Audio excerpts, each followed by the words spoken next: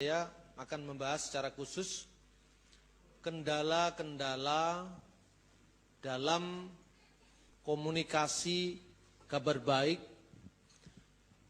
di tengah masyarakat mayoritas, khususnya adalah Islam.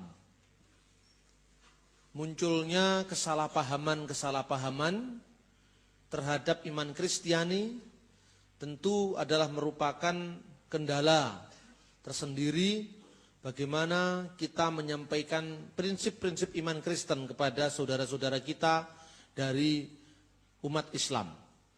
Nah, kita mengingat bahwa memang masalah-masalah yang tadi saya sebutkan, politis, masalah kultur ini memang sangat kuat sekali di Indonesia. Beberapa saat lalu, tatkala saya memberikan seminar di forum-forum Islam, seperti juga pada saat bedah buku saya ini yang sekarang dibagikan di tangan Bapak Ibu Saudara, yaitu Menuju Dialog Teologis Kristen Islam, ini diadakan bedah buku ini pertama kali di Jogja, di Fakultas Usuluddin IAIN Sunan Kalijaga, di mana salah seorang dari yang memberi resensi terhadap buku ini adalah Bapak Dekan dari Fakultas Usuluddin, yaitu Pak Jamnuri. Ternyata memang persoalan-persoalan budaya dan politik yang melatar belakangi hubungan kedua umat di Indonesia ini sangat kental sekali. Saya sering menyampaikan dan berkali-kali sudah saya sampaikan, dan sekarang saya ingin menyampaikan kembali mengenai komunitas Kristen dan Islam di Indonesia. Sehingga nanti kita akan bisa ngerti mengapa justru di negara-negara Arab sendiri hubungan Kristen dengan Islam tidak sekeras konfliknya di Indonesia. Ini sesuatu ironis. Kalau pada beberapa tahun yang lalu, saya katakan 10-15 tahun yang lalu, pemimpin Vatikan umat Katolik Paus ketika berkunjung ke Indonesia sangat mengagumi kehidupan beragama di Indonesia.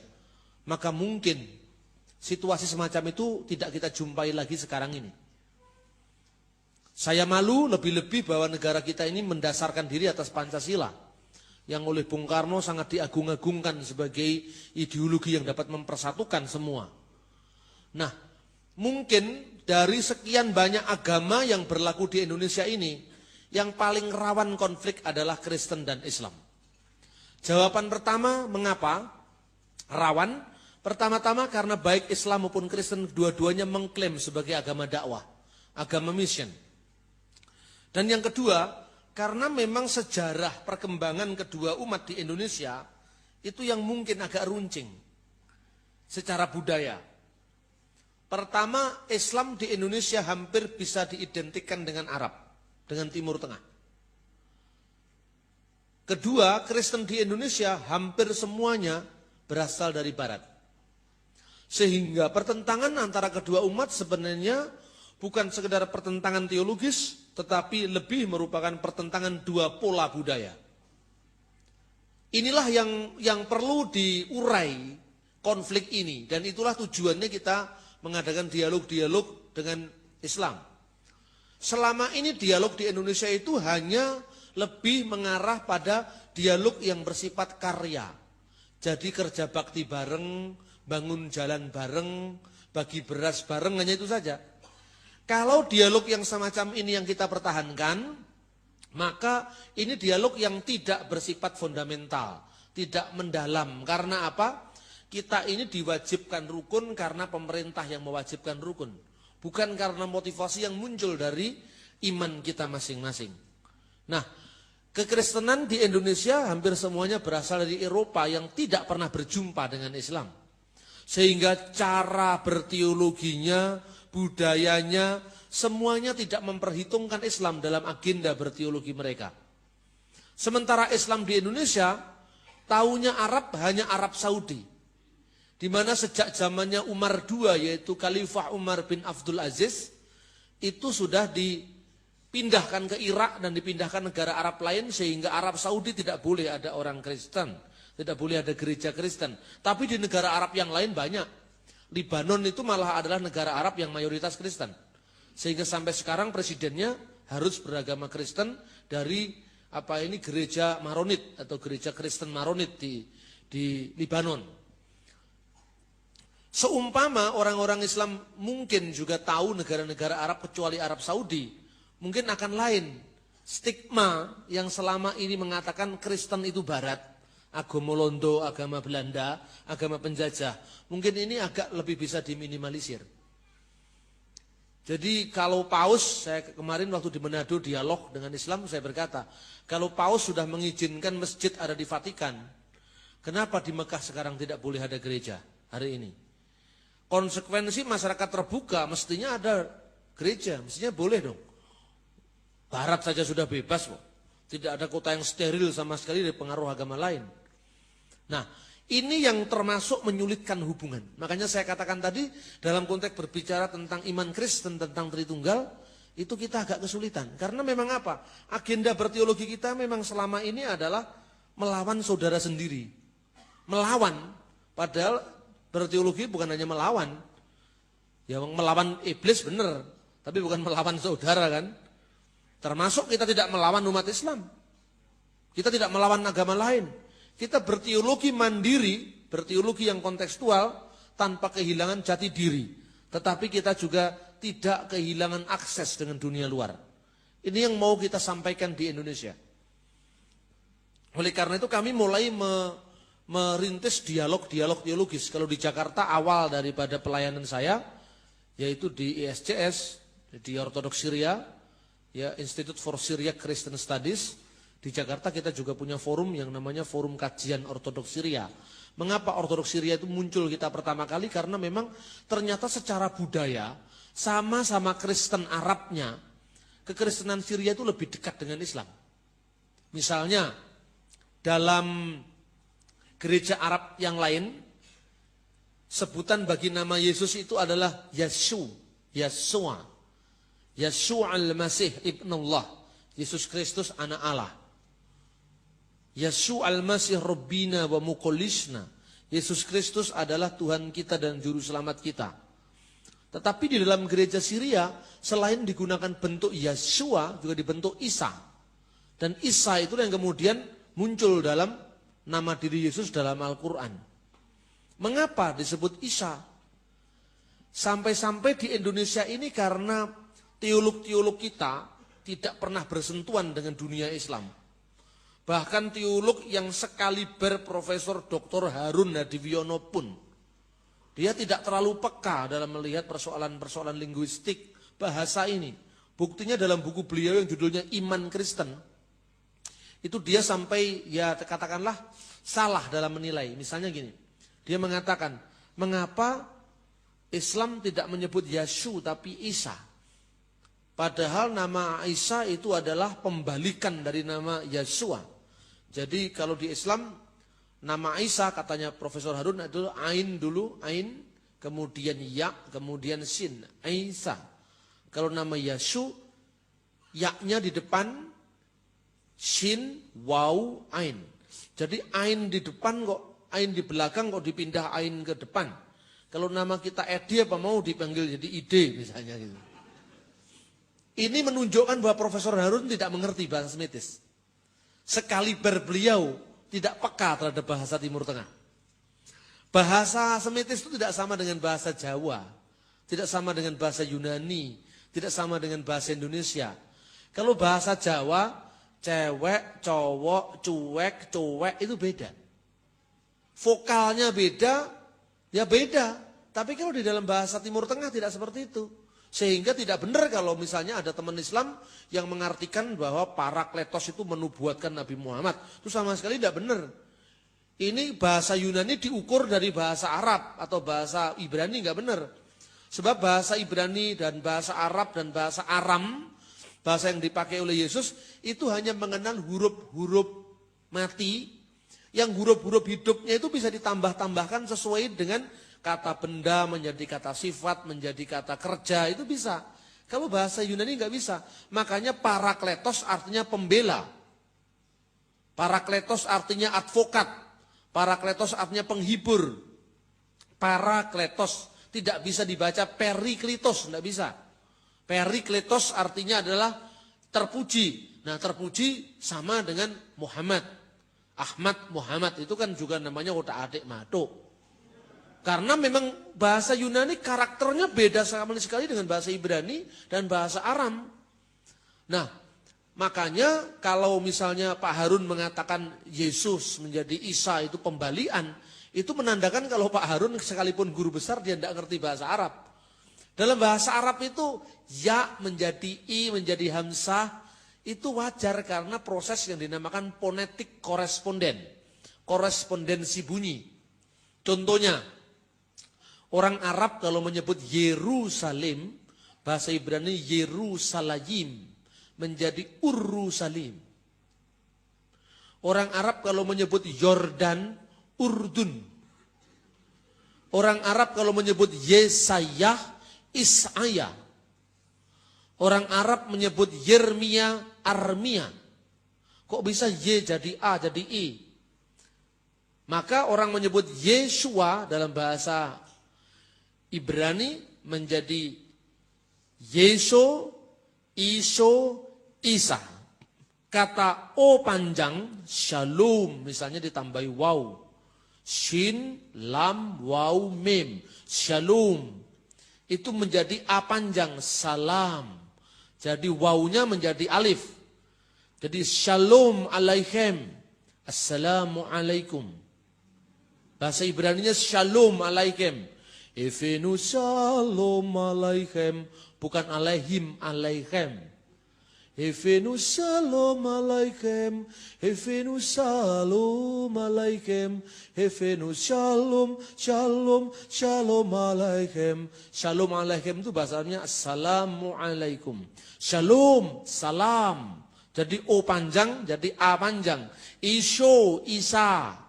Itu wajar. Ini namanya koresponden. Koresponden itu pertukaran secara tidak sengaja. Karena apa? Masing-masing suku, masing-masing bangsa itu bahasanya dipengaruhi oleh keterbatasan lidahnya. Ini wajar. Tadi saya katakan orang Jawa tidak bisa ngomong Abdullah, Ngabdullah. Tidak bisa diprotes, itu memang begitu kok. Itu kecenderungan lidah kita begitu. Misalnya orang Sunda tidak bisa mengatakan ini F, Fa, tapi P. Arifin, Aripin. Orang Dayak tidak bisa ngomong TV, TV. Ya kan, kecenderungan semacam itu wajar. Demikian juga Yeshua, Isyo, Isya. Itu adalah korespondensi bunyi yang wajar. Seperti misalnya orang Inggris. Bahasa Ibrani aslinya Yaakov. Kalau ditulis Latin Y, A, Ain atas. Ya-A, terus Chi, O, V. Yaakov. Itu nama Yakub. Menjadi bahasa Aram Yakub. Jadi V-nya menjadi B berat. Misalnya Abraham, Abraham. Itu Aram. Menjadi bahasa Arab Ibrahim. Yaakov menjadi Yakub. Menjadi bahasa Arab Yakub. Menjadi bahasa Inggris James. Nah, bagaimana itu? Ya, Risalah Yakub. Surat Yakub. Risalah Yakub Ar-Rasul. Surat Rasul Yakobus. Kok bisa menjadi Epistle of James? Kalau bahasa Perancis masih dekat, Jack. Jack itu Jacob. Bahasa Jawanya mungkin Joko. Masih ada miripnya. Tapi bahasa Inggris itu tidak mirip sama sekali, James. Bahasa Ibrani Miriam. Menjadi bahasa Arab Maryam. Menjadi bahasa Latin Mariam atau Maria. Menjadi bahasa Inggris Mary. Menjadi bahasa Indonesia bisa Maryam, bisa Maria. Kok bisa menjadi bahasa Portugal Madonna? Bahasa Portugalnya Maria itu Madonna. Bagaimana itu? Ya ini yang namanya korespondensi bunyi, tidak perlu dipersoalkan.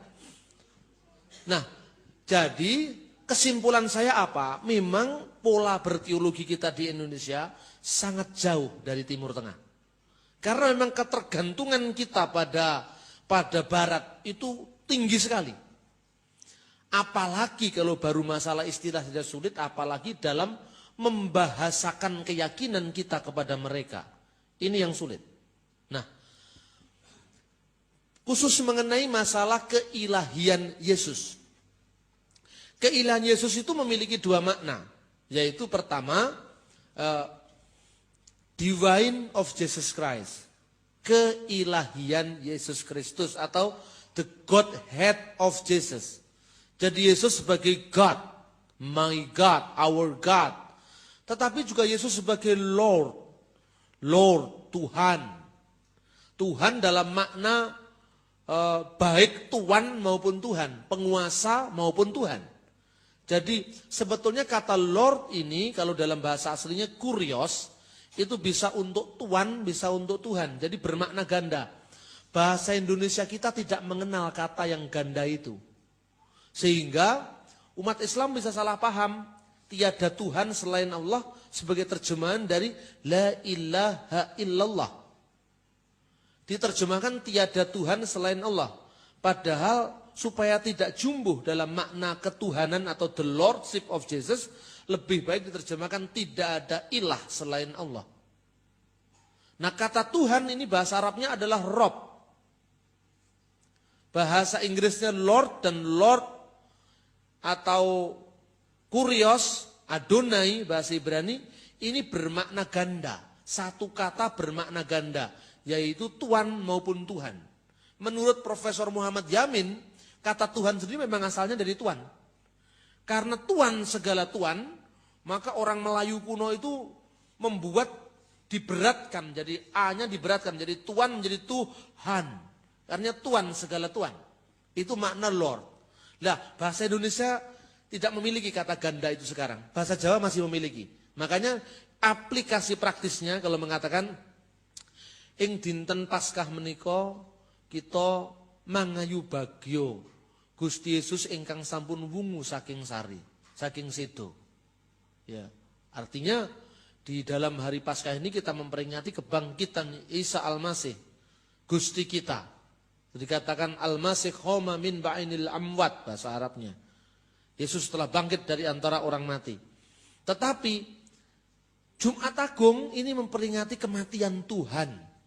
Nah, kata ini kalau dipahami di gereja artinya the death of Lord Jesus. Kematian Jesus Christ, Lord Jesus.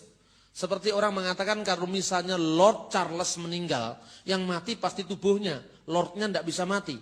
Tapi kalau diungkapkan dalam bahasa Indonesia, kematian Tuhan. Di sana Tuhanku telah mati. Bagi orang awam, ketuhanan yang Maha Esa. Tuhan wong Kristen kok mati. Tuhan kok iso tewas. Loh, ini karena berbeda bahasa. Ini kayaknya problem bahasa Indonesia. Kalau dalam bahasa Jawa nggak ada problem. Gusti sedo. Ya sama kalau Gusti Patih sedo, yang sedo kan ya tubuhnya. Patih ora iso mati. Wong Patih itu jabatan. Demikian Tuhan Yesus, Tuhan nggak bisa mati. Tuhan itu kan jabatan. Allahur Rabbul Alamin. Allah adalah Tuhan semesta alam. Allah penguasa semesta alam.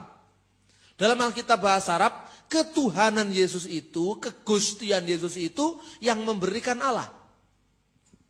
1 Kisah Rasul pasal 2:36. Innallaha ja'ala Yesua hadzalati salabtumuhu antum roba wa masih. Sesungguhnya Allah telah menjadikan ja'ala Yesua, Yesus Kristus itu menjadi Rob dan Kristus, menjadi Tuhan dan Kristus. Jadi yang mengangkat Yesus sebagai Tuhan itu adalah Allah.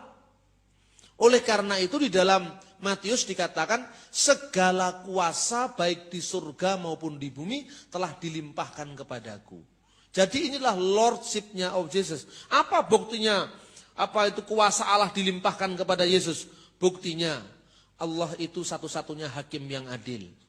Jabatan kehakiman adalah jabatan ilahi dari Allah. Kenapa pada hari kiamat Isa Al-Masih adalah hakim yang adil? Artinya kehakiman ilahi Allah sebagai jabatan keilahian ketuhanan Allah telah diberikan kepada Isa. Oleh karena itu Yesus bukan Tuhan selain Allah. Yesus adalah Tuhan bagi kemuliaan Allah. Filipi pasal 2 ayat 11. Tuhan bagi kemuliaan Allah. Bukan Tuhan selain Allah. Oleh karena apa?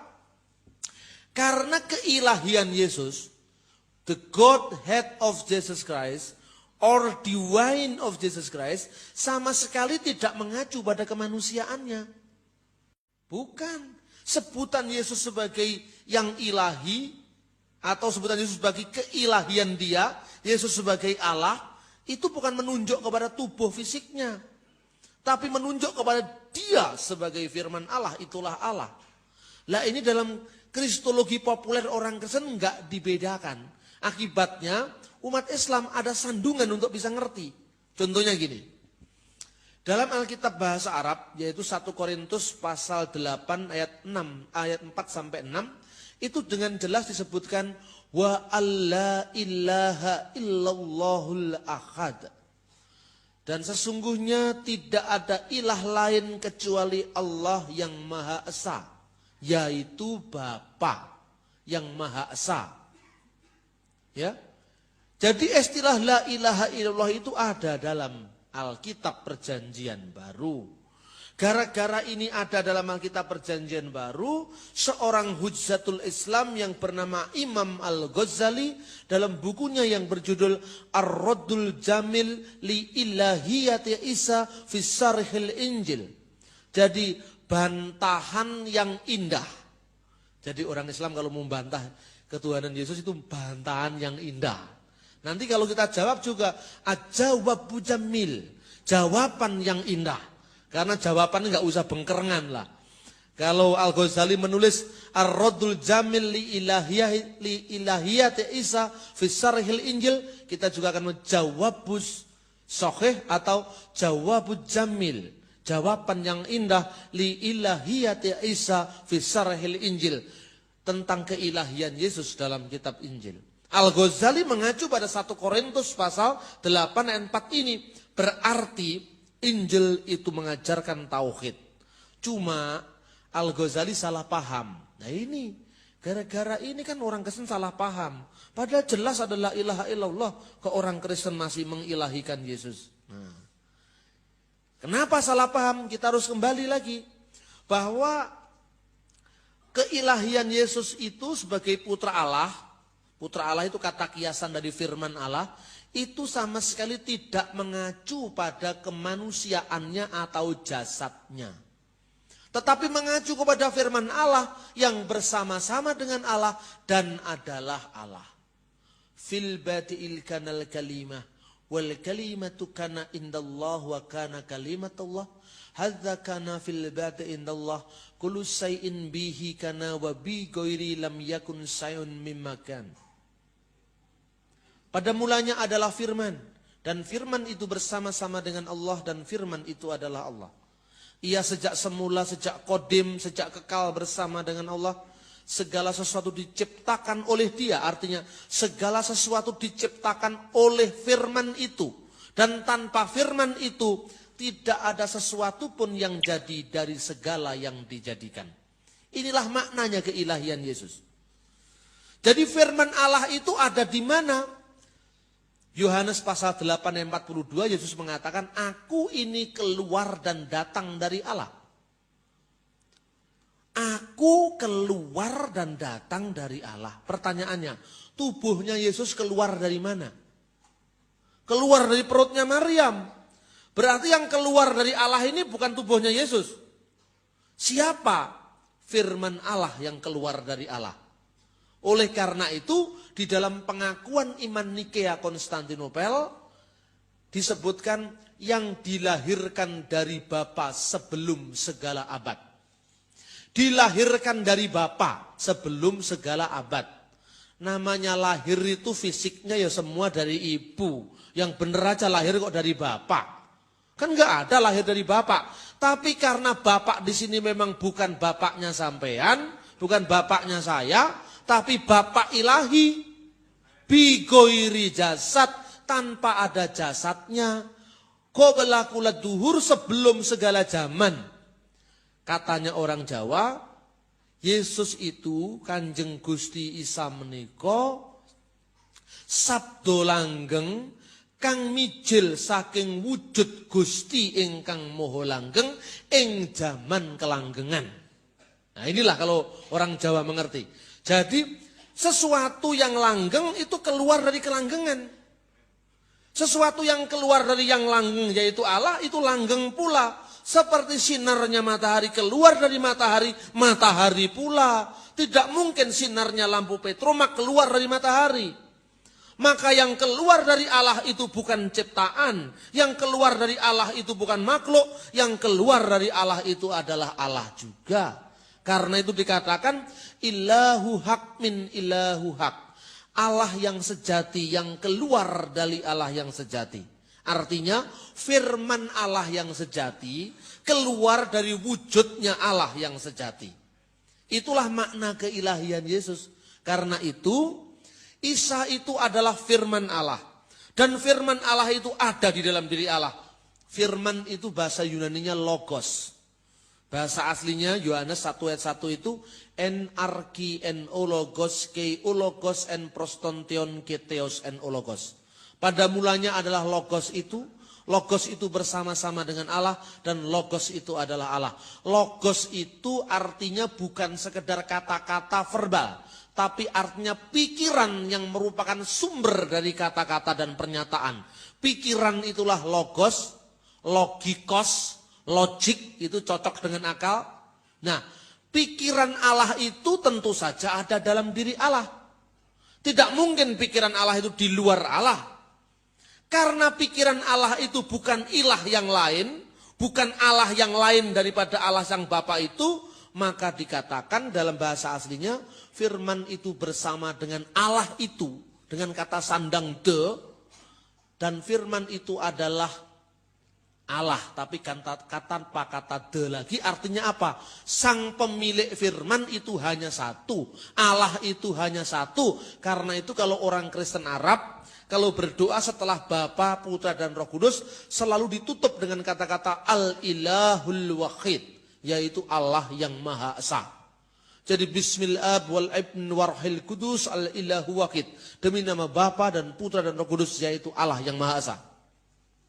Jadi tertutup segala kemungkinan bahwa ada 2-3 Allah, tidak bisa. Karena Al-Ilahul Wahid, Allah yang Maha Esa. Demikianlah Butros Ghali berdoa. Tahu Butros Ghali, mantan sekjen PBB yang Kristen, dia adalah orang gereja Koptik. Demikian Hanan Asrawi berdoa, menterinya Yasser Arafat. Demikian Edward Said berdoa, demikian Tareq Aziz berdoa. Tareq Aziz itu menterinya Saddam Hussein. Saddam itu sendiri orang yang jadi presiden karena Partai Ba'ath. Partai Ba'ath itu dalam bahasa Arab Hizbul Ba'ath Al-Arabi Al-Ishtiraki, dan didirikan oleh seorang Kristen berkebangsaan Syria namanya Mikhail Aflaq. Karena itu menterinya Saddam ini orang Kristen, yaitu Tareq Aziz. Kalau berdoa seperti itu saya tadi, seperti itu. Saddam Hussein terkenal dengan kata-katanya seperti ini, nabni masjid wa nu'amar kanisa. Saya membangun masjid tapi juga memperbaiki gereja. Suatu saat ketika Saddam Hussein mengunjungi gereja Marmati di Mosul, di Irak Utara. Di dekat kota kecil yang di Irak itu seluruhnya Kristen, yaitu desa Kristen, namanya Karokos. Saddam Hussein waktu itu sedang meninjau gereja. Dan di situ sering Saddam Hussein juga minta didoakan oleh pendeta di gereja itu. Kemudian di bawah dekatnya gereja itu ada corong masjid yang dihadapan ke gereja, menaranya terlalu keras. Allahu Akbar, Allahu Akbar. Saddam berkata, tolong tuh, jangan berisik. Orang sedang ke gereja kok berisik sendiri. Itu yang begitu di Irak itu bukan hal yang aneh. Jadi kalau di Indonesia, Irak perang Amerika katanya perang agama. Saddam itu sering ke gereja, walaupun dia Islam. Presiden Arafat itu sering ke gereja. Karena itu kalau saya secara politik saya ngewangi Arafat, tidak ngewangi Israel. Betul ini. Israel itu iblis lahi laknat. Itu dibom, coba. Itu orang-orang Kristen yang jadi korban keganasan Israel itu. Kalau Anda baca bukunya Elias Sakur, itu adalah seorang Kristen Arab yang menderita luar biasa karena kekejaman Israel. Saya tidak rela dong, kota-kota Kristen dibuang seenaknya sendiri sama Israel. Kalau di Indonesia kan nggak ngerti itu, dipikirnya Israel itu ada di Alkitab. Ya Israel di Alkitab lain dengan Israel Sionis itu. Israel di Alkitab ini saja kurang ajar, apalagi Israel yang sekarang lebih kurang ajar lagi. Nah, saudara-saudara, kembali kepada Tritunggal tadi. Sehingga firman Allah itu kekal bersama Allah. Tidak mungkin firman Allah itu tidak kekal.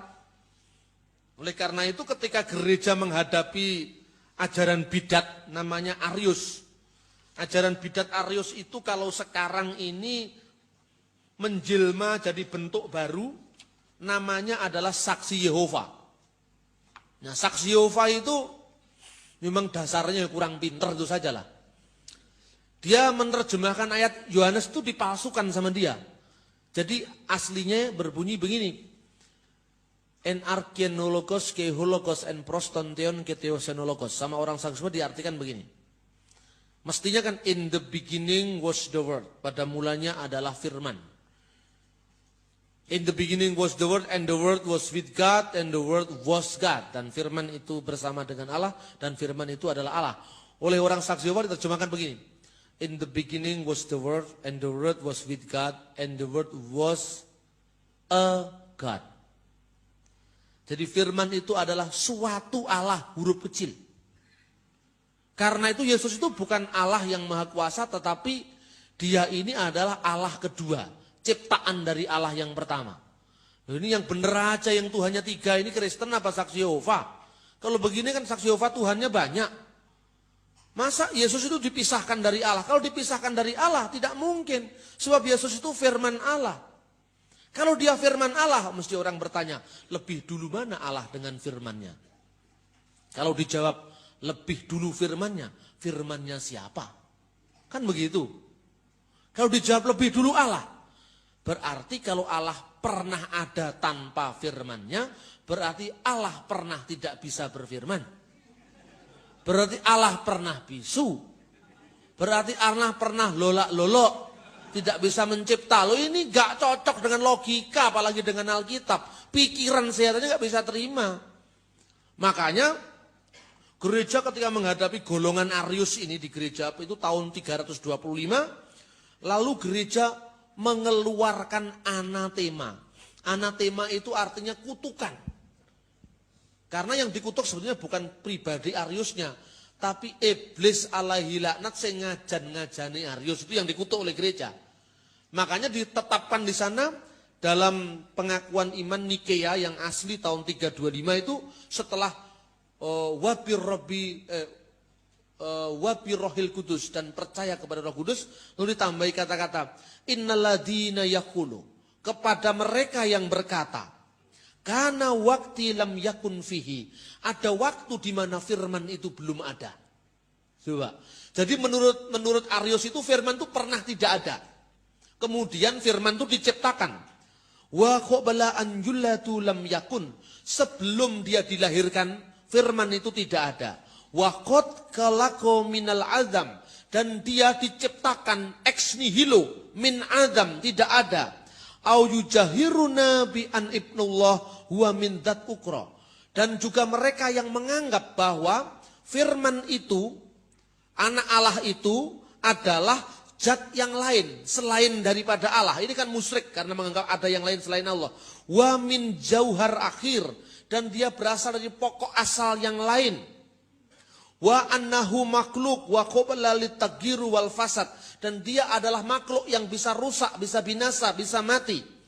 Maka dikatakan fa inal kanisah wal katolikiyah, maka gereja yang Katolik, artinya bukan gereja Katolik, gereja yang universal, gereja yang gereja yang berlaku untuk semua, ar-rasuliyat dan rasuli tahramihum, mengharamkan mereka, mengutuk mereka, menganatema mereka.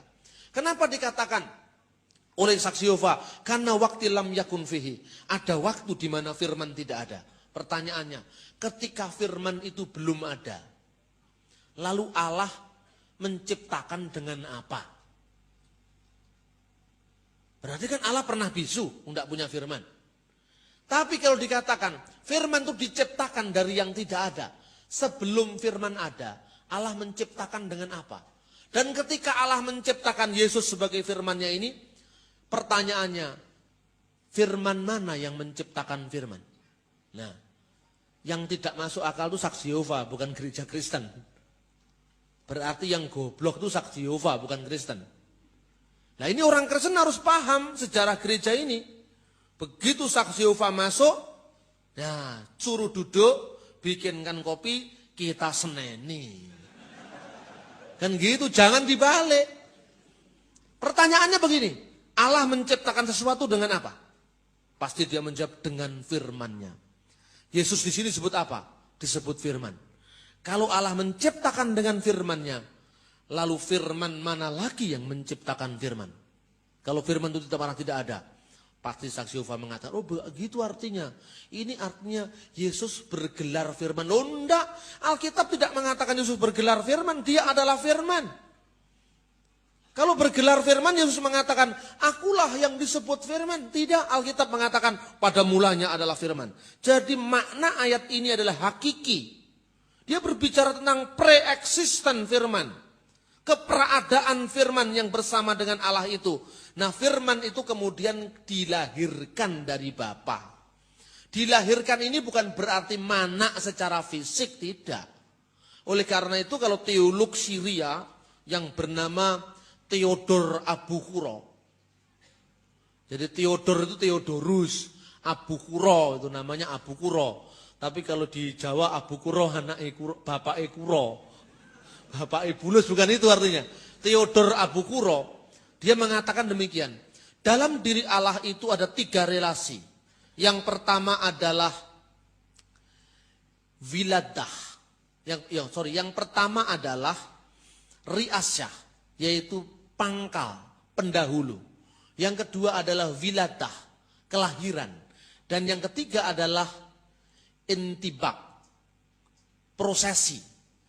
Wiladah itu diartikan firman-Nya, riasah itu sang Bapa, kemudian intibak itu adalah Roh Kudus yang keluar dari pribadi Allah. Lalu apa artinya lahir dari Allah? Lahir dari Allah ini kalau coro Islami, itu artinya Gusti Allah mewahyukan firman-Nya. Itu artinya gitu. Jadi firman lahir dari Allah itu artinya Tuhan menyatakan diri dengan berfirman, itu artinya. Karena itu bahasa liturgi. Bahasa liturgi itu yang salah juga bukan orang Kristen. Yang salah juga katakanlah orang Yahudi. Yahudi itu salah. Yang salah adalah Roh Kudus yang mau memfirmankan Mazmur Roh Kudus kok. Itu dulu kan asalnya dari Mazmur, kitab Jabur. Jadi kalau Anda menyalahkan, jangan menyalahkan orang Kristen, salahkan Nabi Daud. Kalau Anda menyalahkan Nabi Daud, berarti Anda menyalahkan yang mengilhami Jabur, yaitu Roh Kudus. Roh Kudus ki Gusti Allah. Ojo nyalahne Gusti Allah. Itu ungkapan itu yang diwarisi gereja tidak bikin sendiri. Itu dari kitab Taurat, dari kitab Jabur. Di mana dikatakan, engkaulah anakku yang kukasih. Engkau telah kulahirkan hari ini.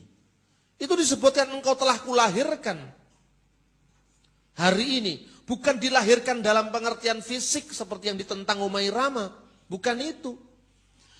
Artinya kelahiran ilahi karena itu dalam diri Yesus itu ada divine birth of Jesus Christ.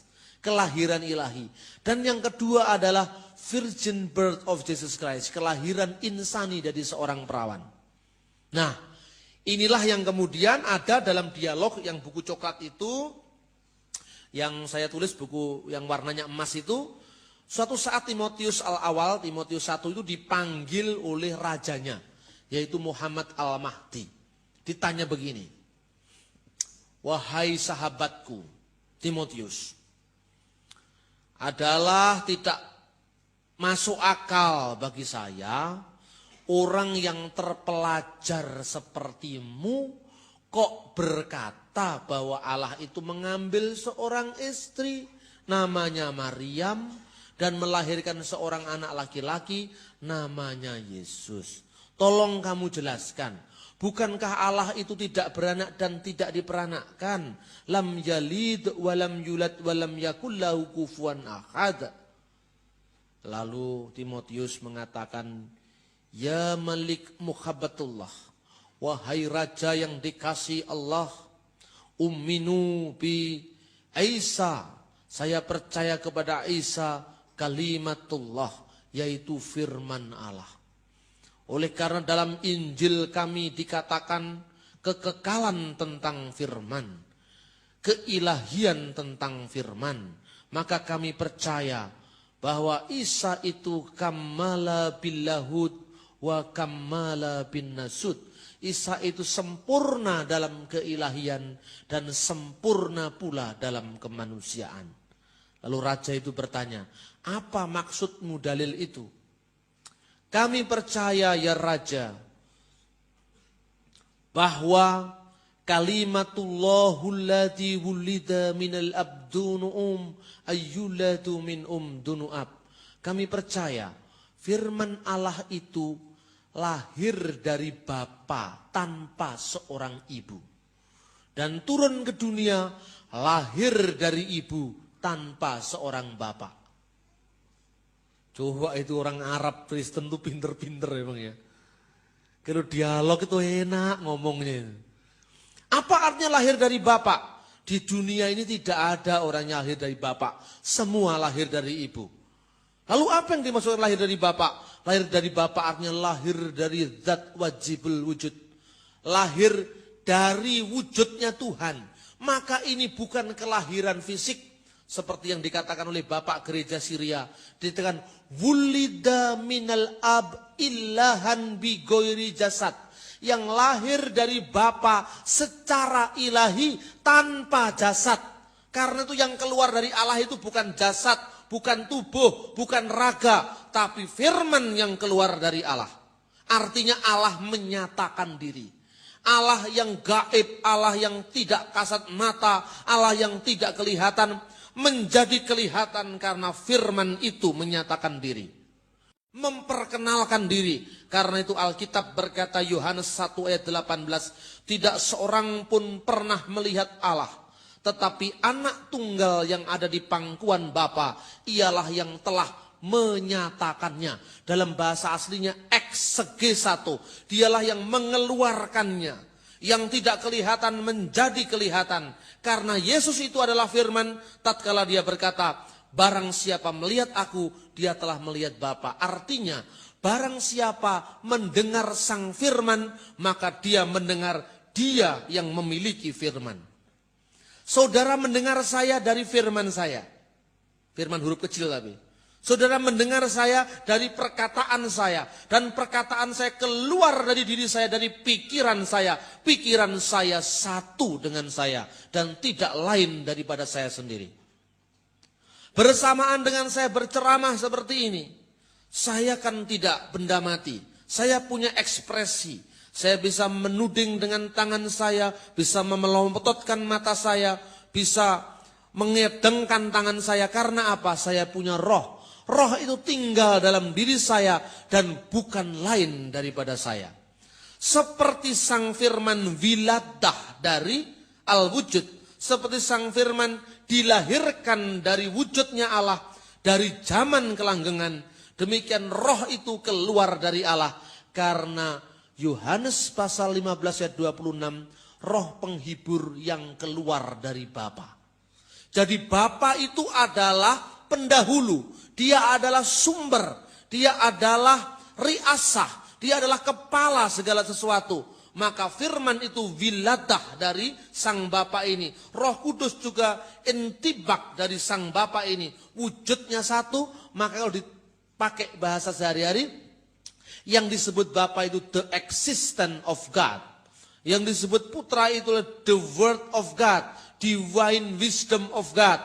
Dan yang disebut Roh Kudus itu adalah the life of God, divine life of God, hidup ilahi Allah. Bahasa Arabnya hayatullah, bukan malaikat Jibril. Hidupnya Allah itu ya Allah, tidak mungkin hidupnya Allah adalah malaikat. Hidupnya Allah adalah makhluk, hidupnya Allah ya Allah sendiri. Firmannya Allah ya Allah sendiri. Inilah doktrin tentang Tritunggal Maha Kudus. Kemudian kenapa dikatakan bigoiri jasad? Karena yang lahir dari Allah itu bukan jasad, tetapi firman. Sabdo langgeng kang mijil saka Gusti Allah kang moho langgeng ing kelanggengan. Jadi semuanya langgeng, kekal. Langgeng itu tidak owah gingsir. Langgeng itu artinya kang murwani lan kang mungkasi. Alfa dan omega, alif dan ya, al-awalu wal akhiru, wad-dohiru wa batinu wa huwa bi kulli sayin alim, kata Quran. Itu makna dari Tritunggal itu sendiri. Jadi kenapa dikatakan bidunu tanpa seorang ibu? Karena dalam melahirkan firman-Nya, Allah tidak butuh seorang istri, Allah tidak butuh kontak seksual. Tidak ada istri, tidak ada hubungan tubuh, tidak ada hubungan seksual. Karena memang Allah itu tidak beranak dan tidak diperanakkan. Mestinya Umay Rahma itu dengar saya ceramah, baru dia revisi lagunya. Tidak beranak dan tidak diperanakkan, itu ajaran Kristen. Saya khotbah di GPI Alfa Omega di Surabaya. Dimasukkan Jawa Pos. Judul khotbah saya adalah Allah tidak beranak dan tidak diperanakkan. Itu kan kalau di Kristen kan nggak pernah bikin gitu. Saya bikin di Jawa Pos. Kemudian banyak orang-orang Madura masuk gereja. Ada 20 orang. Itu pendetanya agak bingung itu. Pak Lukas itu. Gimana Pak Bambang? Ini orang Madura masuk gereja. Ya enggak apa-apa loh, kenapa? Begitu selesai saya khotbah, tidak ada altar call. Altar call itu bagiannya pendeta lain. Itu bagiannya saya lain kalau bagiannya saya. Jadi ada orang berdiri, tanya jawab. Saya kasih waktu 45 menit. Tanya jawab itu. Termasuk yang muslim-muslim itu tanya. Di gereja dia tanya, angkat tangan. Mengenai anak Allah itu artinya apa. Enak itu kalau gitu. Kemudian setelah itu ada orang Blitar. Dia punya yayasan namanya Yayasan Kasih Harmoni. Dia biasanya kalau Natalan atau Paskah itu ngundang pesantren-pesantren, ngundang tokoh-tokoh Islam. Tapi dia cerita ke saya, Pak Bambang, selama ini kan kita hanya hubungan baik, tapi kita nggak ngomong. Jadi mereka duduk ya suka aja lihat kita nyanyi, tapi nggak ada ceramahnya. Karena selama ini nggak ada yang bisa nyeramai mereka. Ya sudah, kalau gitu apa maunya? Pak Bambang kita undang. Judulnya apa? Heboh sekali judulnya. Allah tidak beranak dan tidak diperanakkan. Woi, yang datang banyak. Kemarin tuh 1.500 orang yang datang. Banyak itu, enak juga. Mereka malah mantuk-mantuk gitu. Kristen ora ngerti karepmu, ora apa-apa. Yang penting kan saudara saya yang lain tuh ngerti gitu. Jadi kadang-kadang saya dikomplain sama orang Kristen. Pak, ceramahnya itu sulit dimengerti. Tapi kalau saya ceramah di pesantren kok lebih ngerti ya orangnya ya. Ya mungkin spesialis saya memang gak ceramah ke Anda. Ya, biar saya ceramah ke mereka saja. Kan gitu. Nah saudara-saudara, itulah makna Tritunggal. Lahir dari seorang bapak tanpa seorang ibu itu bukan bapak kita. Bukan bapak duniawi. Tapi bapak surgawi, artinya wujudnya Allah itu. Kalau pakai bahasanya orang Islam, zat wajibul wujud, itulah bapak. Nah, dalam zat wajibul wujud itu ada firman yang kekal, yang selalu khoimah, melekat pada zat itu. Dan ada roh yang kekal yang selalu melekat dengan zat itu. Makanya al-ab wal ibn warahil kudus, Allahu ahad, yaitu Allah yang esa. Tanpa seorang ibu menegaskan memang kelahiran itu bigoiri jasad, tanpa ada jasad, menekankan bahwa kelahiran itu memang kelahiran ilahi. Sebab kalau bukan kelahiran ilahi, apa ada orang di dunia ini lahir dari bapak, kan enggak ada. Lalu yang kedua itulah wa ayyulladu min tunu'ab, lahir dari seorang ibu tanpa bapak. Ini bapak insani, maksudnya di sini Pak Yusuf, yaitu suaminya Maryam maksudnya. Menegaskan bahwa lahir dari seorang ibu tanpa bapak itu kelahiran Yesus dari seorang perawan ketika dia turun ke dunia. Makanya turun Yesus ke dunia itu dalam liturgi Kristen berbahasa Arab juga disebut nuzul, turun ke dunia. Turun ke dunia, nuzul, najjala minas sama'i wa tajassada birrohil kudus. Wa min Maryam al-adro'il batuli wasyoro insanan. Itu kalau pengakuan iman orang Arab begitu. Dan demi keselamatan kita, wa ajli qolasina najjala minas sama' wa tajassada birrohil kudus. Dan demi keselamatan kita, dia telah turun ke dunia. Dari surga turun ke dunia. proses kelahirannya sebagai manusia itu terjadi bukan campur tangan laki-laki, tetapi karena birohil kudus, karena kuasa rohil kudus, wamin dan dari, tubuhnya itu dari perawan Maria. Tubuhnya itu sehakikat dengan Maria. Kemanusiaan Yesus sehakikat dengan kita. Kelahiran Yesus sehakikat dengan Sang Bapa. Sebagai firman Allah dia sehakikat dengan Bapa, sebagai manusia dia sehakikat dengan kita. Dia sama persis dengan kita. Dia juga manusia yang sama dengan kita. Bedanya, dia tidak bisa berdosa, awake dhewe tukang gawe dosa. Itu bedanya. Lah kenapa dia yang tidak berdosa turun ke dunia? Untuk menebus kita orang-orang yang berdosa. Sebab tanpa penebusan dia, tidak akan bisa kita melawan dosa dengan kekuatan kita sendiri. Itulah maknanya firman menjadi daging. Kemudian yang berikutnya adalah, kalau firman itu menjadi manusia, apa tidak berarti bahwa firman itu telah terpisah dari Allah? Ahmad Daudi dalam bukunya Allah dan Manusia, menurut pandangan Syekh Nuruddin Araniri, dia mengatakan bahwa dengan paham tajasud, dengan firman yang menjadi manusia, berarti firman Allah itu mental saka zat Allah turun ke dunia.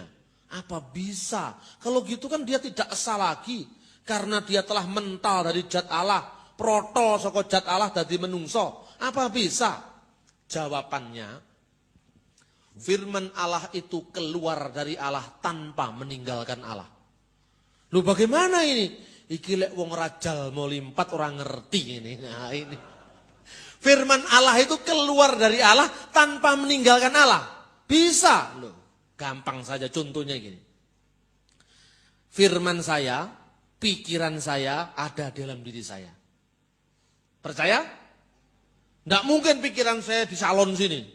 Pikiran saya di dalam diri saya. Logos saya ada dalam diri saya. Saya ceramah pada Bapak Ibu Saudara-saudara. Ceramah saya ini direkam di pita kaset. Gitu? Setelah saya ceramah, kasetnya ini disetel. Diperbanyak dari 10.000 kaset sampai wong sak Indonesia krungu. Kemudian kaset ini memperkenalkan ide-ide saya, pikiran saya tentang hubungan Kristen Islam, tentang ketritunggalan ilahi, tentang keilahian Yesus, sampai orang lain ngerti. Pertanyaannya, pikiran saya keluar dari diri saya melalui kata-kata saya masuk ke pita kaset. Suara saya ada di sini. Dapatkah dikatakan kaset ini penjelmaan dari pikiran saya? Bisa. Sebab dengan memutar kaset ini, saudara mendengar kata-kata saya, pikiran saya. Pertanyaan yang kedua, kalau pertanyaan pertama tadi, dapatkah dikatakan pita kaset itu penjelmaan pikiran saya? Ya. Tapi pertanyaan yang kedua, karena siapa yang mendengar kaset ini mengenal siapa yang bicara, maka kaset ini penjelmaan pikiran saya. Tapi dapatkah dikatakan, apakah pita kasetnya yang molor itu pikiran saya? Bukan, itu penjelmaannya. Pikiran saya tetap di sini. Jadi pikiran saya masuk ke tempat kaset ini diperbanyak 10.000 orang, tidak pernah berkurang 10.000. Pikiran saya tetap ada di sini. Apalagi Gusti Allah.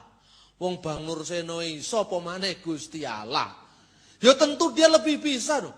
Firman Allah itu tetap ada dalam diri Allah, tetapi firman Allah juga menjadi manusia dalam diri Kristus Yesus.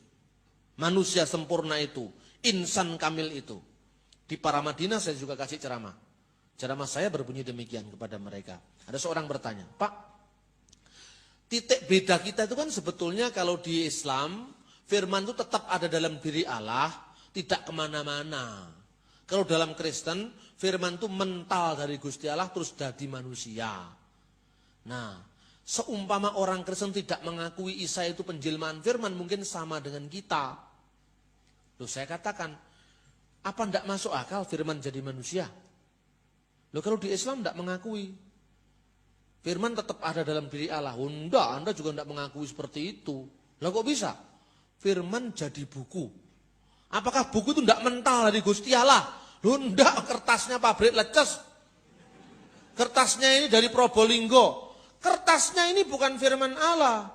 Bahasa Arabnya ini bukan firman Allah. Yang firman Allah itu kalam Allah yang ada pada dan melekat pada zatnya. Qaimah fiddat yang ada di Lauh Al-Mahfudz sana. Makanya kalau orang Kristen mempercayai bahwa Yesus itu kamala bilahud wa kamala binasud, orang Islam pun juga mempercayai Quran itu sebagai kalam nafsi dan kalam lafadzi. Kalam nafsi artinya kalam yang kekal, firman yang di sana. Kalam lafadz adalah kalam yang diungkapkan dalam bahasa Arab, yang dikeluarkan karena lipatan lidah kita, bibir kita, karena hentakan suara, itulah yang didengar oleh orang Islam.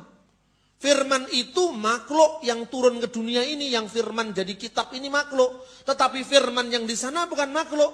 Makanya tatkala orang mendengarkan, firman yang ada di sini, dia mengerti firman yang di sana. Tetapi kertasnya bukan firman itu. Kan sama saja. Lah kalau Anda bisa ngerti, firman jadi buku iso kok, jadi manusia ora iso.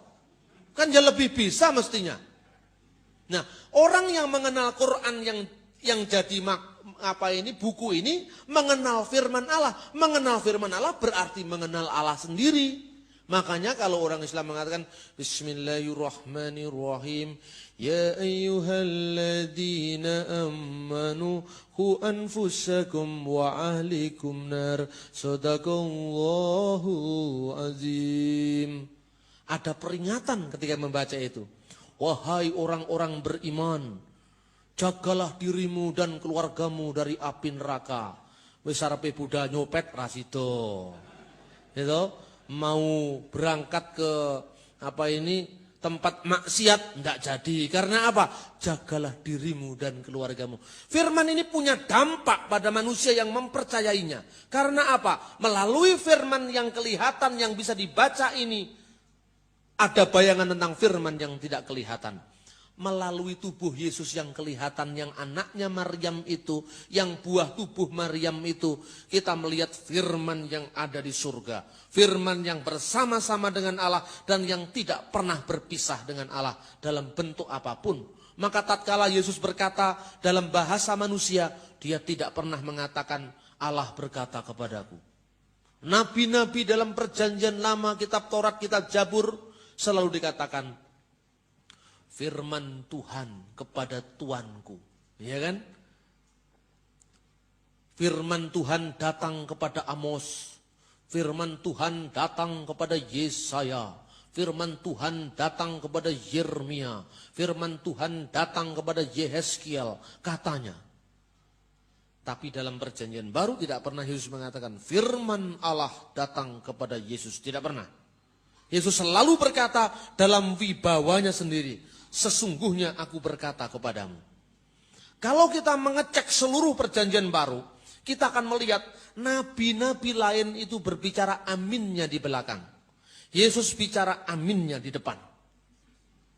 Dalam bahasa perjanjian baru, kata yang diterjemahkan sesungguhnya aku berkata itu amin aku berkata. Tapi kalau nabi-nabi yang lain selalu mengatakan setelah semoga Tuhan engkau mengabulkan doa kami, amin. Itu bedanya kita dengan Yesus. Yesus selalu mengatakan dia sendirilah adalah hikmat. Nabi-nabi lain mengatakan dia pengajar hikmat, penerima hikmat. Alhasil maka, menurut perbandingan agama yang adil dan fair, Yesus tidak sejajar dengan Nabi Muhammad. Yang mengatakan ini bukan saya. Yang mengatakan ini adalah Sayyid Husain Nasir dalam bukunya Islam Antara Cita dan Fakta. Sayyid Husain Nasir adalah seorang Kristen Syiah dari Iran yang dia menulis buku itu dan di Indonesia diterjemahkan oleh Kiai Haji Abdurrahman Wahid dan Kiai Haji Hasim Wahid adiknya.